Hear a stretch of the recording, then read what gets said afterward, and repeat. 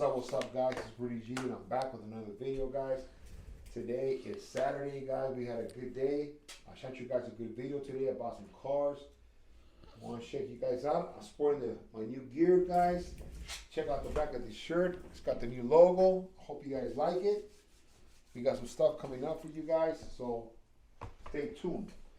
I'm excited today, guys. I'm very, very happy today because I always thought that I wanted to be a blogger and I wanted to do, like a podcast. Everyone's doing a podcast and I want to get into a podcast. Today will be our first podcast. We are going to get it set up a little more professional. Be patient with us. But today I'm very, very happy, guys, because I have a good friend of mine. I want to introduce you guys. He has a story just like myself. So we're going to go over some stuff with him. His name is Jose Lopez. He's right here. So introduce yourself. Hey, what's up, guys? My name's Jose. I live here in Rosarito. I've been out here for 10 years. I've been knowing Rudy for a few years now. And I feel blessed, Rudy. I feel blessed to be here. Thank you, buddy. I appreciate it coming down here, making this happen. I'm happy. I'm happy it's finally happening. We spoke about it a few months ago. Maybe we mentioned it. Yeah, it was funny because I spoke to him about a podcast and he was already thinking about doing it too. I've been thinking about it for a few years now and kind of just been procrastinating on it. And then when I talked to you, I realized we have a lot of similar ideas, similar views. So why not come together and make them happen? That's right. You guys heard it, man. That's how it is. So, we're trying to break the barrier right now because a lot of homies come out here and they do the negative stuff, But if a lot of homies can get together in jail and run as one and protect each other and everything, and if a lot of homies can do negative things, why can't we do positive things, right? And that's grow. Right. That's right, Rudy. So that's what I feel. So I think right now, I just want him to talk a little bit about his life. You guys know me. You know my life. You guys know my whole story. I can't hide from nothing from you guys. But I also want you guys to hear from someone else. I love living out here in Mexico. I love Rosarito. I think I have accomplished a lot of stuff. But, I want him to give his opinion about being out here. And this is information for you guys. Some of you homies out there that are in jail right now, and you've seen this video, and you're like, man, I'm going to get deported. Okay, this information so you guys know what we can accomplish, okay? Or for people that want to come out of here, or some of the homies that are already here in Mexico, wherever you're at, guys, Guadalajara, Monterrey, Guerrero, Mexico, Tijuana, wherever you guys are at, and you're here, I want to show you guys what you guys can do and give you guys a little bit of information, and hopefully it will help you guys out, okay? So yeah, Rudy, basically I've been out here for 10 years. I got deported it was December 2011. I got released from prison December 18th, 2011. I got deported through Nogales. I spent the night in Nogales one night, and the next day my sister went to go pick me up, and she brought me to Rosarito. I've been there, bro. I got deported in 2003 to Nogales. The same thing. Yeah. And they let us, and we came across, and then I got a bus to Tijuana the next day. Yeah. And no, you're wrong, bro.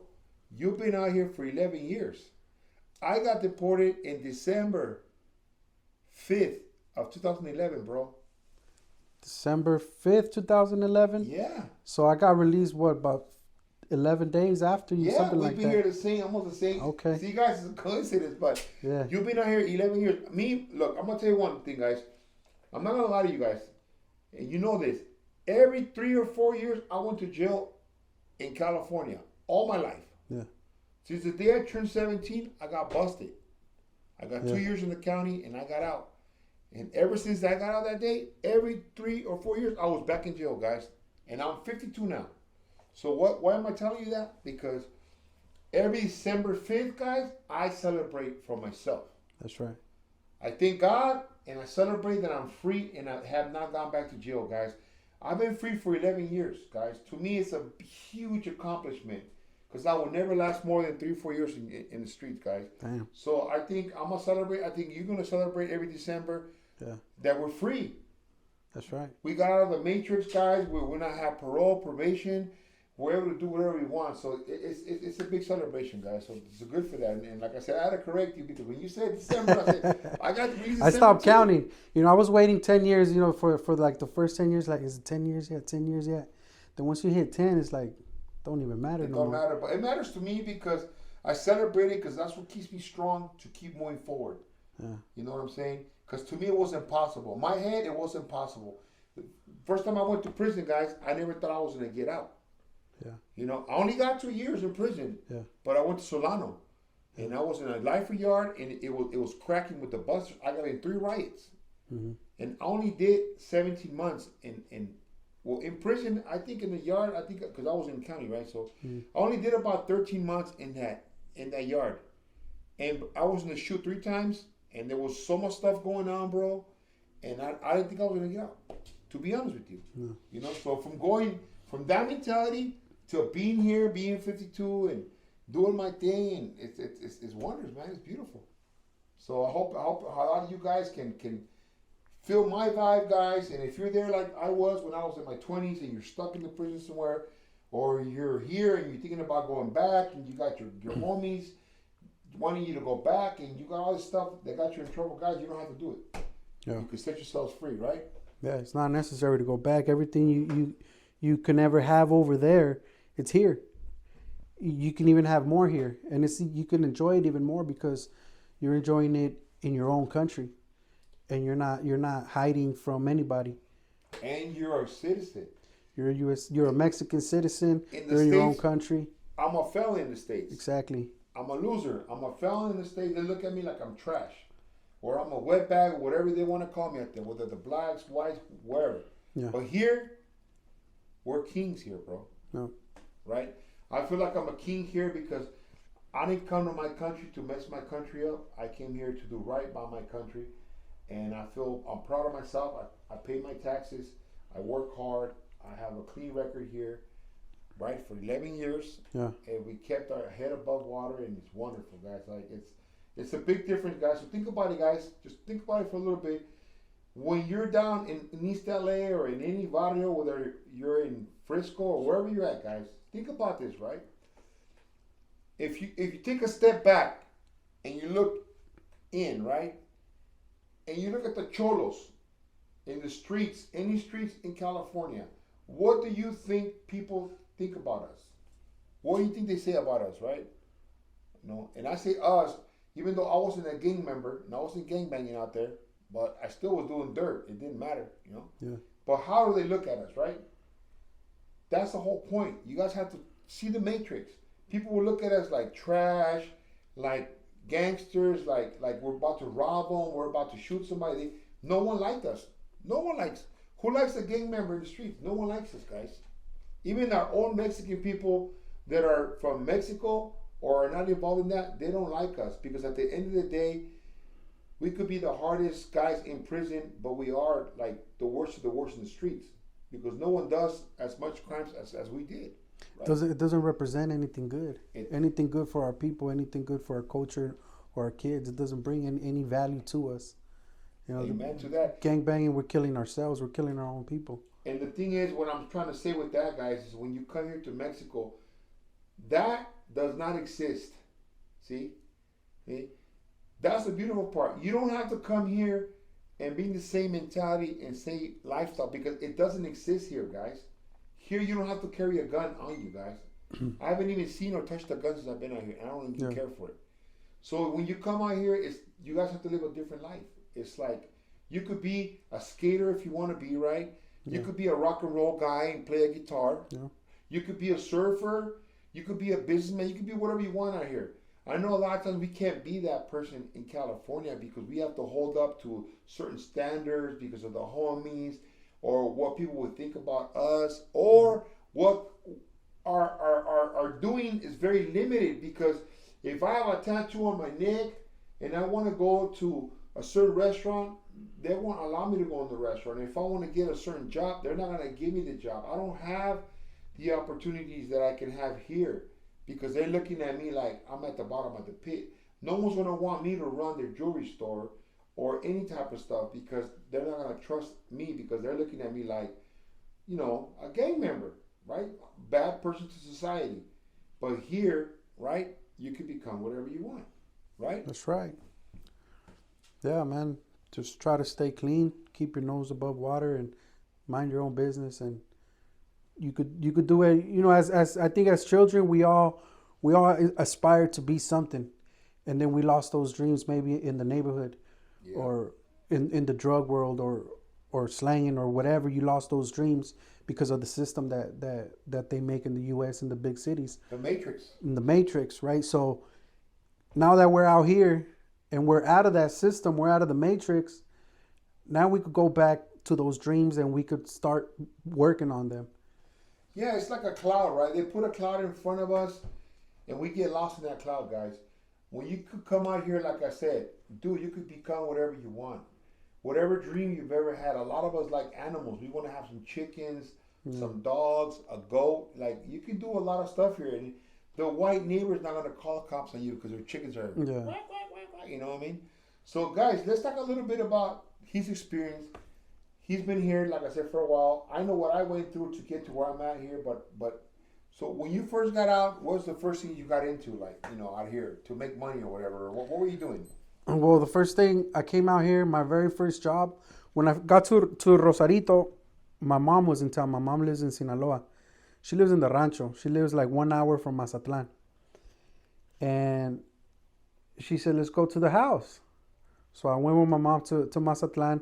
And the only, not Mazatlan, is 1 hour from Mazatlan. And the only work that's out there is working in the field. Yeah, That was my very first job in Mexico. I was out there with all the people from down south, all the Chapanecos, all the Oaxacos, cutting chiles, asadoneando, cutting tomatillo. And I did that for like 2 months, 3 months. I left in December, right after Christmas. We went down. I think I was back here in April. But people are going to want to know this. What was the pay like? The pay was, I think I was making 1,200 pesos a week. Yeah, that's the going rate for the South, right? Yeah. And that's like what, $60? Like $60 now, yeah.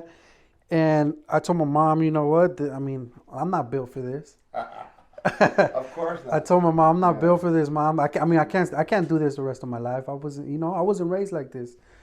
So I told her I gotta go to the city. I tried getting a job in Mazatlan, but I guess I didn't really try that hard. I went out there job hunting for 1 day. I did get discriminated because they didn't want deportees at this place I went. So I told her, you know what, I'm gonna go back to Rosarito because I have a brother there. He works in restaurants. I have a brother that's a career waiter. He's been doing that for his whole life, and he does pretty good for himself being a waiter. There's a lot of restaurants here in Rosarito. He told me, come down to Rosarito, and I'll get you a job at the restaurant. So when I came down here, he didn't have a job for me. He didn't get me a job, so I just started job hunting on my own. One day what I did is I went to the papeleria. I bought me a stack of applications. I filled them all up at the house. And then I just went downtown. I started in Hotel Rosarito. And I just walked the whole boulevard dropping off applications in every single business, nightclubs, restaurants, hotels. And I got all the way to the end to where the Telcel is. Yeah. There was a casino right there. Okay. And that was my last stop. And there was a brand new casino. They were hiring for security guards. Is that the one right in front of the Oxxo? Yeah, it's not there no more. It's closed. Oh, okay. But it's where Telcel is right. It was right next to Telcel. Yeah. It's called I Casino know. Carnaval. Yeah. I know which one now. So I got there and one of the security guards at the door, he said, if you really want a job, come back at 5, ask for Freddie, and he'll give you a job. He gave you that plug, right? Yeah. So I came back at 5. I asked for Freddie. I told him, homeboy sent me. He said, all right, come back tomorrow with a black suit and a black tie. Wow. So I came back. I went to Coppel. My brother helped me get a suit in Coppel. And I wasn't used to wearing a suit, bro. I'd never dressed up like that. I felt like a clown. I was embarrassed when I put on the suit. I didn't even want to come out of the bathroom in the house. Something new. You know, I felt real weird. And I just started working at the casino. That was my second job here. security guard at the casino. How was that job? How much did it pay, or how It was very low paying. It was they paid us every 15 days. It was 2,250. So it was the same thing. I was making like 1,200 a week. no tips? Not for security guards. Oh, yeah, that sucks. Yeah. Not for security guards. So I was there for like 2 years. 2 years with that job. Yeah. But since I was single, I had no family, I had no kids. I was only supporting myself. But look, It was actually enough. But let me show you something, guys. See, you never knew you had that in you. Mm-hmm. Because living in the States, we don't work like that, right? We do other stuff. We do side hustles or whatever. Yeah. And we never know or knew that about us, that we can actually go to a job for 2 years Yeah. at a low pay. Yeah. And that says a lot to me about you as a person. Because most people would just quit. Yeah, that's the longest I had ever held a job right there. You know, so that's guys, those 2 years, him working, making $60 a week, it prepared him for the future. Because if you could do that with that amount of money, means that you have the integrity in your head to be able to manage whatever little money you have and make it work. Yeah. And a lot of people don't know how to manage their money. They can make $100,000 a week and still don't have no money because they don't know how to manage it. Yeah. So that was a positive thing. Yeah. So what happened after that? So right there, the casino kept closing down because they were missing permits. So they'll close down for like 2-3 months and then they'll reopen. And they wanted us to like just sit around and wait. Like, oh, just wait 2-3 months and then come back and work.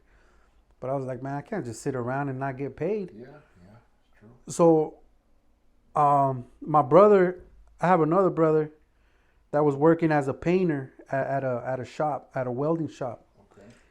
And he said, "Come down, I need help." So I went in with my brother, and we were painting like these flowers they make out of lamina metal, Okay. like art. Art, yeah. Yeah. There's So no I art learned there. how to paint right there, and right there I was making more money. I was making like $200 a week right there.